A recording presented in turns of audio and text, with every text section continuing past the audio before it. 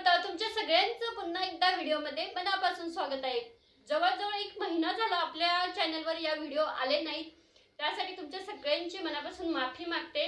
आणि आता तर तुम्ही बऱ्याच ताईंना माहिती असेल की मी दुसरा चॅनल चालू केलेला आहे, त्यामध्ये मी फक्त मोटिवेशनलची माहिती देत होते। मला बघायचं होतं बाबा नक्की YouTube मध्ये मला टेकसाठी जास्त महत्त्व आहे का, म्हणजे YouTube मध्ये कुठले व्हिडिओ जास्त पुढे पाठवताय।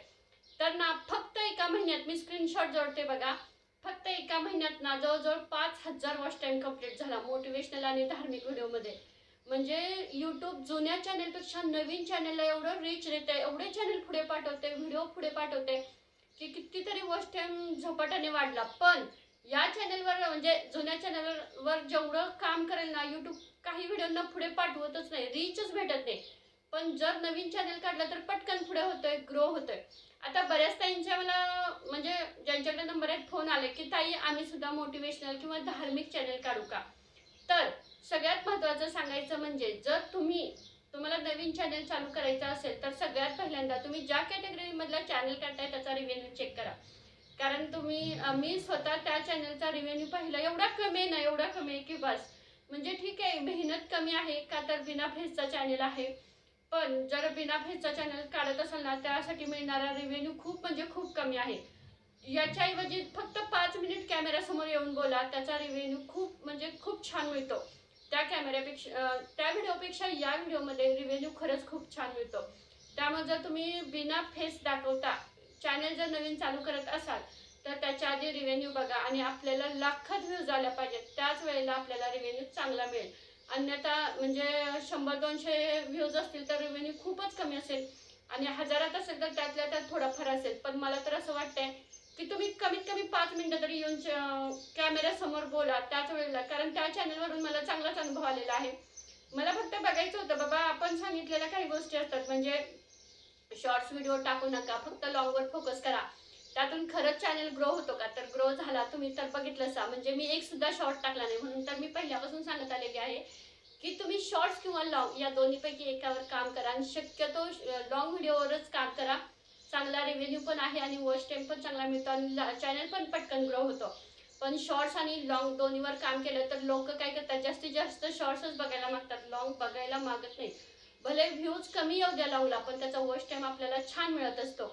आणि ना YouTube म्हणजे लॉंगच व्हिडिओ जास्तीत जास्त पुढे पाठवण्याचा प्रयत्न करत असेल सुरुवातीपासून जर तुम्ही टाकत असाल, त्यामुळे तर मी सांगत असते की जास्तीत जास्त लॉंग व्हिडिओवर काम करा। हा चॅनल मॉनिटाईज झाल्यानंतर दोन्हीवर काम करायचं, दोन्ही व्हिडिओ टाकायचे आपण, कारण दोन्हीतून आपल्याला रेव्हेन्यू आहे। पण जोपर्यंत चॅनल मॉनिटाईज होत नाही ना तोपर्यंत लॉंगच व्हिडिओवर काम करा। आता मी माझा दुसरा चॅनल काढला तो तरी तुमच्याकडे खास पुरावा आहे ना की बाबा लॉंग व्हिडिओतून कितीतरी व्ह्यूज येत आहेत आणि कितीतरी वॉच टाइम वाढतोय। मग त्यामुळे मी पहिल्यापासून शॉर्ट्स सांगत असते, पण ठीक आहे ज्यांना टाकायचं आहे ते टाका। शेवटी बघा आता असं पण नाहीये सगळे नवीन आहेत, सगळे या YouTube मध्ये आलेले आहेत, सगळ्यांना सगळ्या गोष्टी माहिती झालेल्या आहेत। पण मला तर असं वाटतं की मोटिवेशनल साठीच माझं चॅनल जास्त ग्रो होतोय आणि टेकची माहिती सांगत बसलं की कसं टेकमध्ये ऑडियन्स ना म्हणजे लिमिटेड आहे आणि मोटिवेशनल किंवा धार्मिक मध्ये ना अनलिमिटेड ऑडियन्स आपल्याला भेटतो, भरपूर लोक भेटतात बघणारे।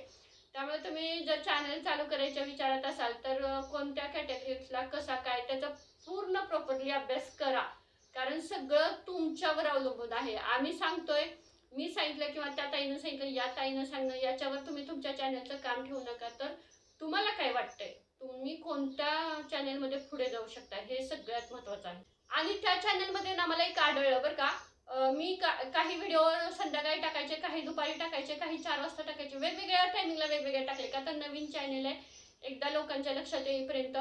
तर ना म्हणजे बऱ्याच अशा गोष्टी आल्या की चॅनलला म्हणजे तुमचा व्हिडिओ त्या म्हणजे चॅनलवर काम करताना मला एकच चांगला अनुभव आला की तुमचे व्हिडिओ म्हणजे कोणत्या टायमिंगला अपलोड करताय, काय टायटल देताय, काय थंबनेलचा तर इफेक्ट पडतोच। थंबनेल जेवढं अट्रॅक्टिव्ह असेल तेवढं लोक व्हिडिओवर येतात हे तर समजलं, पण तुम्ही तुमच्या व्हिडिओतून काय लोकांना सांगताय किती महत्त्वाचे। आता सध्याच्या काळात लोकांना काय गरज आहे ती जर तुम्ही माहिती देत असाल तरच तुमचा चॅनल चालू शकतो। कारण लोक आवर्जून बाबा आता ठीक आहे एखाद्याला मोटिवेशनलची गरज आहे, 1-2 व्हिडिओ सापडले तर तो येतोय बाकीचे सुद्धा व्हिडिओ बघून जातोय, हा फायदा होतोय। आपण काय करतोय जे सगळेच व्हिडिओ बनवतात, हा धार्मिक असू द्या किंवा ज्यांचे ज्यांचे जास्त चाललेले व्हिडिओ आहेत ना तेच आपण घेतोय आणि आपण त्याच्यावरच व्हिडिओ बनवतोय, असं करू नका. जी आता आपल्याला कशाची गरज आहे लोकांना, किंवा आपण कोणत्या विषयावर जास्त भरभरून बोलू शकतो ना ते टॉपिक घ्या. आणि शक्यतो ना शॉर्ट्सपेक्षा लॉंगवर फोकस करा, कारण लॉंगमध्ये ना आणि जर आता बऱ्याच ताईंचा असा प्रश्न असेल की आम्हाला फेस नाही दाखवायचा, बिना फेसचा चॅनल चालू करायचा आहे, तर तुम्ही धार्मिक माहिती सांगताय तर देवपूजा करताना किंवा एखाद्या ग्रंथाची माहिती सांगताय तर तो ग्रंथ पुढे ठेवा, असं म्हणजे त्यामध्ये काहीतरी ऍक्टिव्हिटी दाखवा की बाबा काहीतरी आम्ही करतोय असं दाखवा. फक्त टेक्स्ट लावून जर व्हिडिओ बनवत असाल ना तर रेव्हेन्यू खूप म्हणजे खूप कमी मिळणार.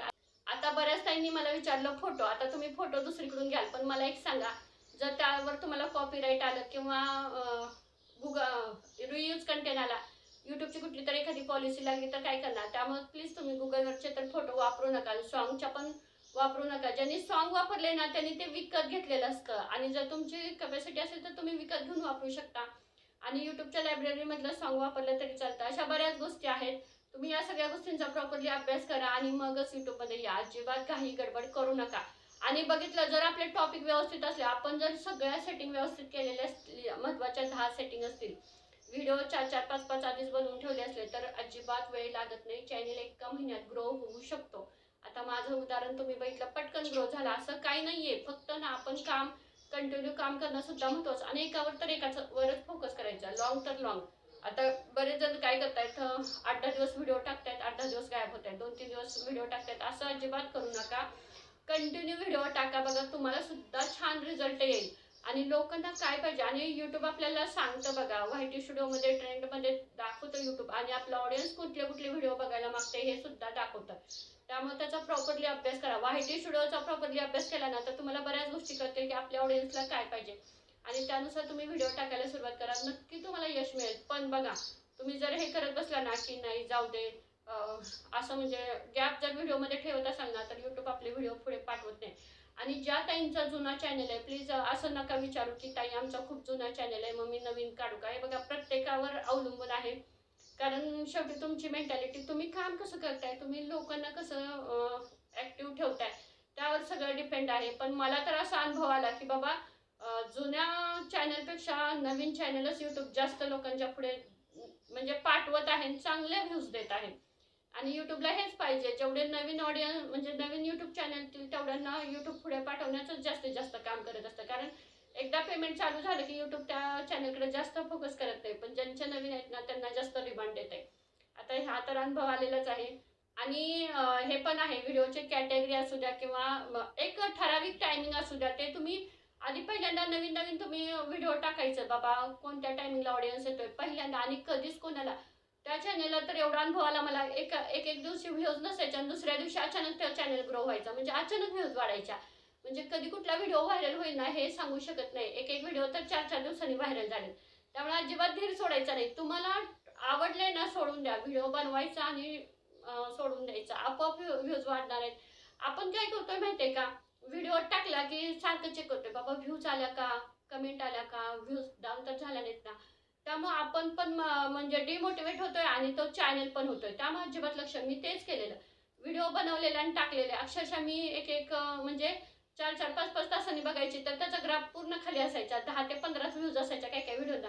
मलाही टेन्शन यायचं, अरे हे एवढूशा व्ह्यूज कसं चालायचं. पण परत तेच व्हिडिओ ना 2-2, 3-3 दिवसांनी ना हजारामध्ये गेलेत. म्हणजे एकदा रीच मिळाली की मिळते, एकदा आपला व्हिडिओ लोकांपर्यंत पोहोचायला वेळ लागतो. म्हणूनच व्हिडिओमधून जेवढं जास्तीत जास्त लोकांना कसं आपल्याकडे अट्रॅक्ट करता येईल ना तेवढं करायचं. आपोआप लोक येऊन आपला व्हिडिओ बघतात.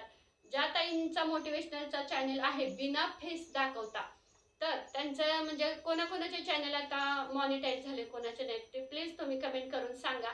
आणि जर तुमचा बिना फेसचा चॅनल असेल आणि तुम्हाला रिव्हेन्यू जर म्हणजे चांगला मिळत असेल ना तर प्लीज ते सुद्धा कमेंट करून सांगा. म्हणजे आपल्याला लक्षात येईल बाबा की काही ताईंना रिव्हेन्यू जास्त मिळतो, काही ताईंना कमी मिळतो. आता बघा, प्रत्येकाचा रिव्हेन्यू वेगवेगळा असतो, सगळ्यांना सेम रिव्हेन्यू मिळत नाही, सगळ्याच व्हिडिओंना सेम रिव्हेन्यू मिळत नाही, असं पण असतं. हा व्हिडिओ इथंच थांबवते, आपण भेटूया नेक्स्ट व्हिडिओमध्ये. आणि यूट्यूबच्या संदर्भात मी बरेच व्हिडिओ टाकलेले आहेत टेकचे चॅनलचे. तुम्हाला जर काही प्रॉब्लेम असेल तर तुम्ही पाठीमागचे व्हिडिओ बघा. पण मी आता या चॅनलवर जास्तीत जास्त मोटिवेशनलचेच व्हिडिओ टाकणार आहे. हा व्हिडिओ इथंच थांबवते, आपण भेटूया नेक्स्ट व्हिडिओमध्ये. श्री स्वामी समर्थ.